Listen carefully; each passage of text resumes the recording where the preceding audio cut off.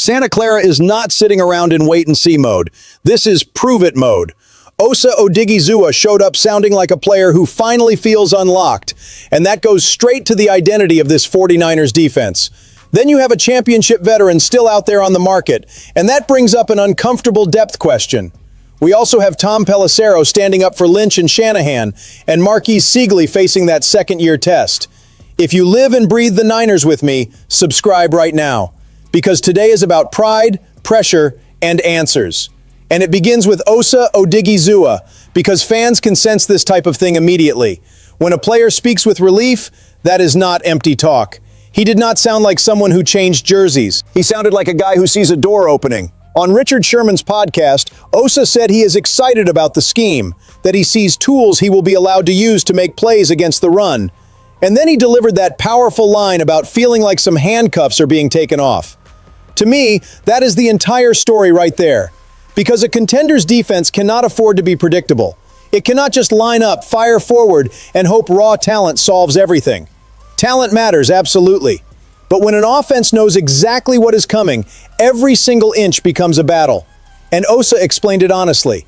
If you do the same thing over and over, you become predictable. And if you are predictable in football, you can be attacked. That is where his arrival in San Francisco starts to matter.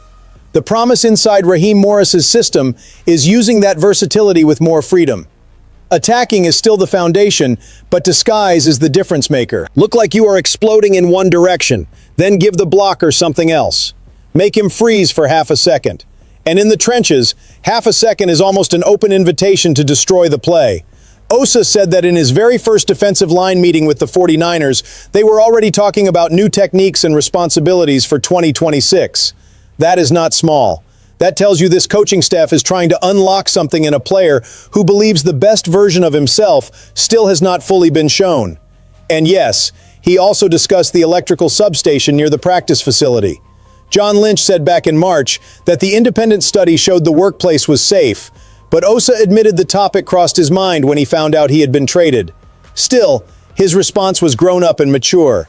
He does not want to turn it into a distraction or use it as an excuse. He is going to handle his recovery, use the team's resources, and work. That mindset matters. Because he also talked about making a deep playoff run, getting to the dance, and chasing a ring. And when he mentions the roster adding reinforcements, including Dre Greenlaw coming back and Mike Evans, the message is clear. He is not coming here just to be part of it. He is coming here to help push a real title run. The strongest part is that Osa believes he still has not scratched the surface of the player he can become. If that is true, the 49ers may have added more than a defender. They may have added hunger, fit, and useful violence right where a championship defense needs to breathe fire. And now we get into one of those topics that can split the fan base before anything even happens. Bobby Wagner is still available. That name still carries weight. It carries a ring, leadership, football IQ, locker room respect. But it also carries age. He is approaching 36. He is not the same missile he was from his Seattle prime. And any team looking at him now is probably thinking short-term, cheap deal. Way more about context than old glory. But this is where I look at the 49ers and say, you cannot just laugh this off like depth is some tiny detail. Last season hit everybody who follows this team right in the chest. Losing Michael Williams, Nick Bosa, and Fred Warner in the same year is not just a cold stat. It is a painful reminder that no plan survives if you do not have layers. The defense can have stars, it can have big names, it can have real talent. But a serious contender needs answers when the season starts tearing pieces off the board. Wagner has been linked to possibilities like Dallas and even a return to Seattle, but nothing has moved. And honestly, that is not surprising. At this stage of his career, the market waits, it evaluates, it compares. It tries to find that right line between experience and wear and tear. For San Francisco, this only makes sense if the price is controlled and if the staff sees a specific role. This is not about bringing in Bobby Wagner and pretending the calendar has turned back 10 years. It is about asking whether a veteran that accomplished can still bring stability, voice, preparation, and smart snaps to a defense trying to become feared again. There is another side to this conversation too. The 49ers are still connected to the idea of Joey Bosa playing next to his brother Nick, and if that path moves forward, the defensive priority changes. But if that cools off for good, Wagner becomes one of those options that may not create a headline splash, but could make sense in August, when the roster needs protection more than it needs to look pretty on paper. I would not treat Wagner like some savior. I would treat him like emotional and tactical insurance, a player who has seen everything, a player who can command a room, a player who does not panic in big moments and could help a defense breathe when chaos shows up. For a 49ers team that lives with the obligation to compete at the highest level, that has real value. The real question is not whether Wagner is still a legend. He is. The question is whether there is enough fuel left for one final mission inside a title chase. Now let's talk about something a lot of people discuss with their blood already boiling. John Lynch, Kyle Shanahan, and the heavy criticism after the 2026 draft. And I understand the frustration. When the team takes DeJon Stribling at pick 33 and part of the league sees it as a reach, when Kalen Black goes in the third round and several analysts believed he could have lasted much later, it is completely normal for fans to squint and ask if the process is really as sharp as it needs to be. 49ers fans do not have to swallow everything with a smile. This team is in a title window, not some comfortable rebuild. But then Tom Pelissero went on the Rich Eisen show and slowed down a narrative that was starting to get way too loud. He said he does not see a world where John Lynch gets fired by the 49ers, and he put Kyle Shanahan in that same category. And you know what I think? That may bother the people who want instant punishment, but it touches a truth that a lot of fans forget when one draft class becomes the punching bag. This duo pulled the franchise out of a real hole. Before they arrived, the recent story was instability, coaching changes, Jim Tomsula, Chip Kelly, and a team with no clear direction. Today, even with mistakes, even with painful picks, even with the massive Trey Lance ghost still being used against them, the 49ers are competitive almost every year. That does not erase the errors. It does not give them permission to miss high in the draft. But it changes the size of the conversation. Pelissero also brought up something that has to be included in the debate. The same regime that missed on big picks also found George Kittle, Dre Greenlaw, and Brock Purdy after a lot of people had already stopped paying attention. That is part of the resume too.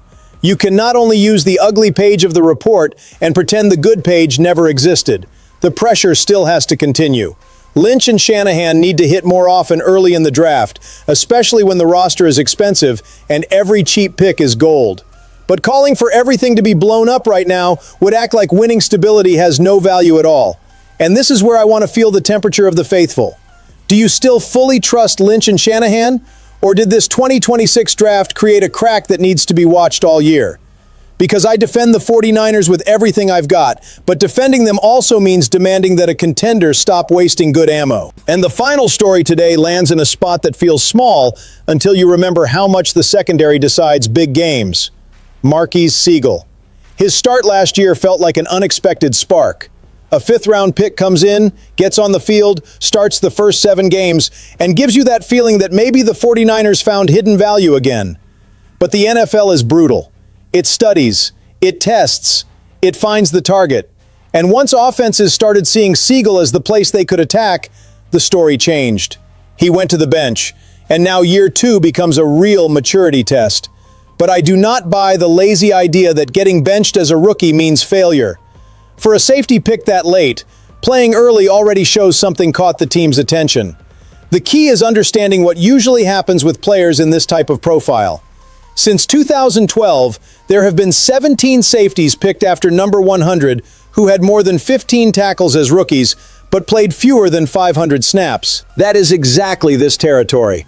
A player who produced, showed up, but did not become a full-time starter right away. And the history is interesting. Of those 17, 14 started more than 2 games the next season. In other words, when a rookie shows something, the league usually does not throw him away immediately. It gives him another chance, another package, another competition, another path to grow.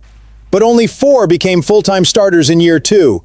Most of them land in that middle ground. They do not open as the clear starter, but they show up in rotations, injuries, specific packages, and they have to turn small opportunities into trust.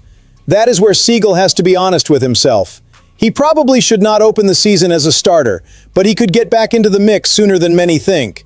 Antonio Johnson in Jacksonville shows that kind of climb. Picked in a similar range, he started only a little as a rookie, flashed with interceptions, became a partial starter in year 2 with strong tackle production, and then grew into a much bigger role on defense. That is the path the 49ers need to chase with Sigle. Do not crown him early, but do not quit on him early either. Train the eyes, the communication, the angles, the patience before contact. Safety is not just about speed, it is about not being late mentally. And if Sigle fixes that part, what looks like a question today could become an important piece for a defense that needs young, cheap players ready to absorb hits. In Santa Clara, the margin is in the details. Sometimes the reinforcement does not come from outside. Sometimes it grows after taking a few punches. At the end, this is the picture. The 49ers are not living through a normal offseason. Osa is talking like a player who wants to be unleashed inside the scheme. Wagner is a reminder that depth is never a luxury. Pelissero puts Lynch and Shanahan back in the right conversation. Under pressure, yes, but also responsible for restoring respect to this franchise. And Sigle shows that development takes patience, because not every piece arrives ready-made. The season is going to test every detail, every choice, every adjustment. So subscribe, turn on notifications, and stay right here with me, because the Niners race is not waiting for anybody to catch their breath.